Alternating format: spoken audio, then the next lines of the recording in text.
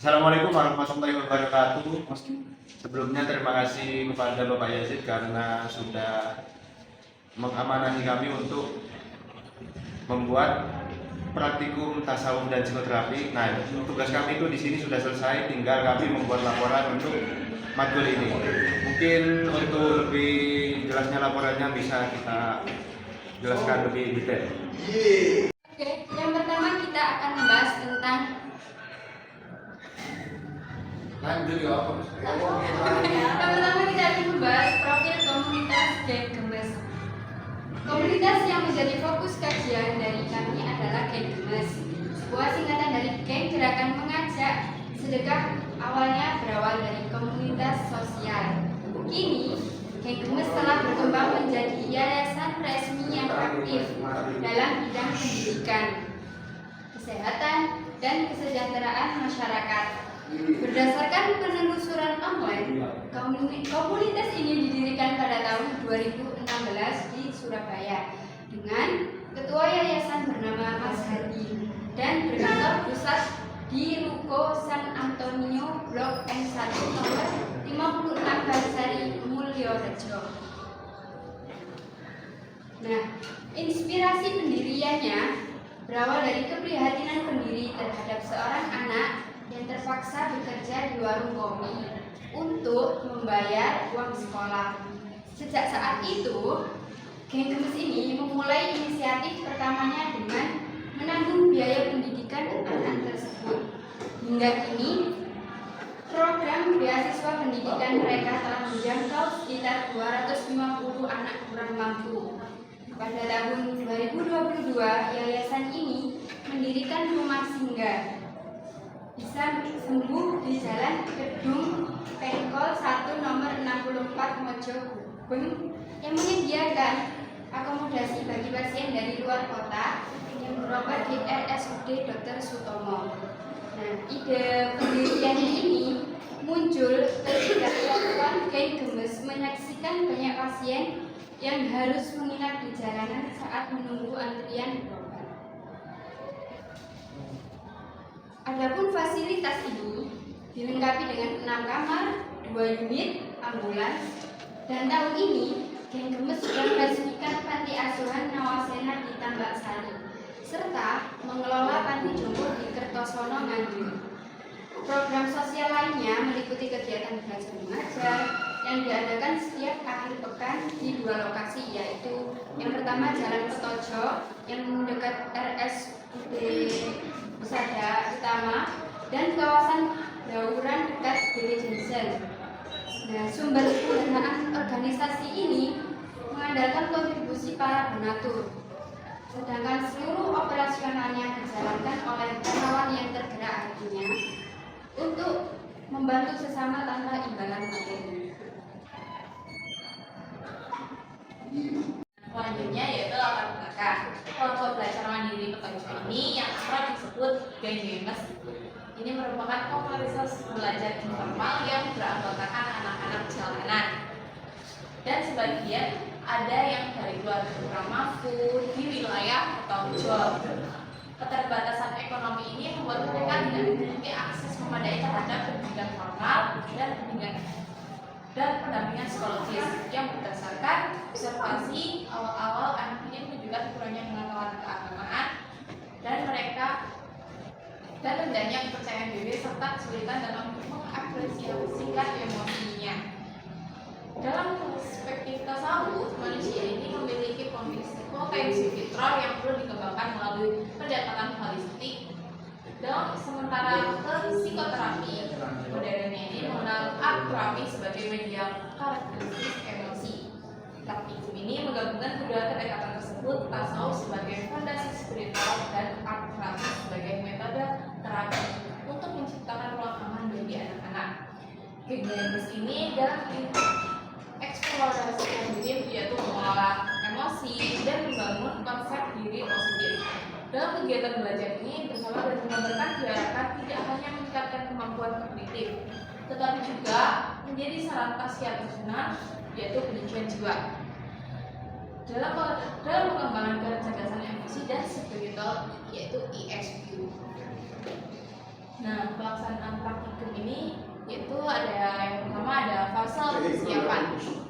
Fase kegiatan ini diawali dengan observasi awal analisis kebutuhan anak untuk memahami dinamika psikologis akademis yang dihadapi. Dan yang kedua yaitu adalah fase implementasi. Pada fase ini pendekatan integratif diterapkan melalui 4 kegiatan utama, yaitu yang difokuskan pada pengenalan emosi dan teknik regulasi. Sementara terapi menjadi media ekspresi diri melalui karya seni. Dan yang ketiga yaitu ada fase evaluasi. Ini meliputi asesmen perkembangan psikologis anak untuk mengukur dampak intervensi yang telah dilakukan. Selanjutnya ada struktur kegiatan mingguan yang kita jalin. Dan yang pertama yaitu ada pertemuan pertama itu ada observasi dan pengenalan. Kegiatan pada minggu pertama ini ditujukan untuk mengamati secara langsung guna memahami aspek psikologis dan sosial anak dengan metode yang tidak mengganggu, dan pengamatan dilakukan dengan cara berinteraksi, keterampilan berkomunikasi, dan reaksi emosional dari para peserta. Dan selanjutnya ada pertemuan kedua, edukasi dan pendampingan materi, yaitu materi psikoedukasi dengan pendekatan yang ramah yang menggunakan media cerita dan permainan secara bersamaan disediakan untuk seni terapi dalam bentuk peralatan dan menggambar dan menggunakan bahan-bahan yang kreatif serta modul relaksasi sugestif yang disesuaikan untuk anak-anak. Dan yang pertemuan ketiga yaitu kita menggunakan pertemuan untuk art praktiknya, yaitu membuat gambar dan mengkolas dengan biji-bijian dan mengekspresikan dengan kreativitas anak-anak tersebut. Dan yang keempat ada analisis pengalaman dan keterampilan yang didapat. Nah, pengalaman yang didapat dari kami yaitu kita senang belajar sana, dan kita juga saling membantu kepada panitia untuk membantu mengajarkan tata tertib dalam belajar, membantu adik-adik mungkin kesusahan dalam menulis, membaca, dan mengerjakan tugas sekolahnya. Adik-adik ini juga merasa terbuka dengan kami untuk melakukan kedekatan yang kami rasakan adanya kasih sayang kepada mereka. Nah, sedangkan di sini tuh ada hubungan antara teori sama prakteknya. Teori itu memberikan pemahaman bahwa setiap anak itu memiliki cara unik masing-masing untuk mengekspresikan perasaan mereka. Dalam praktiknya sendiri, hal ini itu tampak ketika anak-anak diberikan kebebasan untuk memilih warna, bentuk, dan tema gambar sesuai suasana hati mereka. Dari situ muncul berbagai ekspresi yang menggambarkan rasa bahagia, semangat, bahkan kelelahan atau kesedihan yang tidak selalu bisa mereka ucapkan secara langsung. Terus juga kemudian teori ini tuh menjelaskan kalau seni dapat menjadi sarana pembentukan karakter dan ketenangan jiwa. Praktikum art terapi tersebut itu membuktikan hal tersebut ketika anak-anak tampak lebih fokus dan gembira selama kegiatan berlangsung. Mereka itu belajar untuk menghargai proses, bukan hanya hasil. Melalui bimbingan pendidik atau fasilitator, kegiatan ini itu menjadi ruang refleksi yang membantu anak mengenali diri, mengelola emosi, dan memperkuat nilai-nilai positif seperti sabar, jujur, serta rasa syukur. Nah, dengan demikian itu dapat disimpulkan bahwa teori dan praktikum art terapi tersebut itu saling berkaitan dan saling menguatkan. Teori memberikan dasar pemahaman tentang pentingnya seni dalam pembinaan mental dan emosional anak, sementara praktikum menunjukkan bukti bahwa teori tersebut itu berhasil dapat menjadi sarana yang efektif untuk menumbuhkan ketenangan, keceriaan, dan keseimbangan batin anak-anak di sekolah.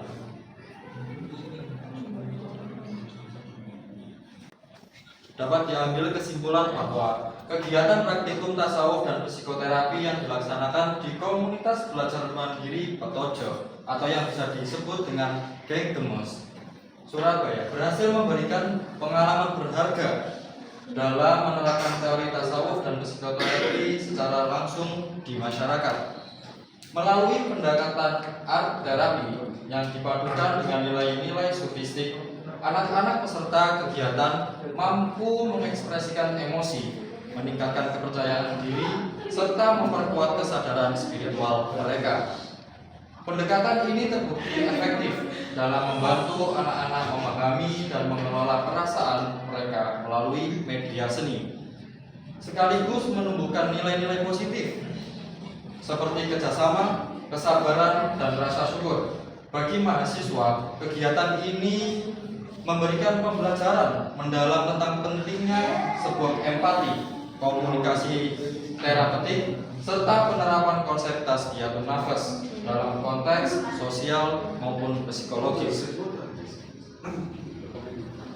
Nah, lalu dalam sesi ini ada dokumentasi kegiatan selama melakukan praktikum tasawuf dan terapi di Geng Gemes.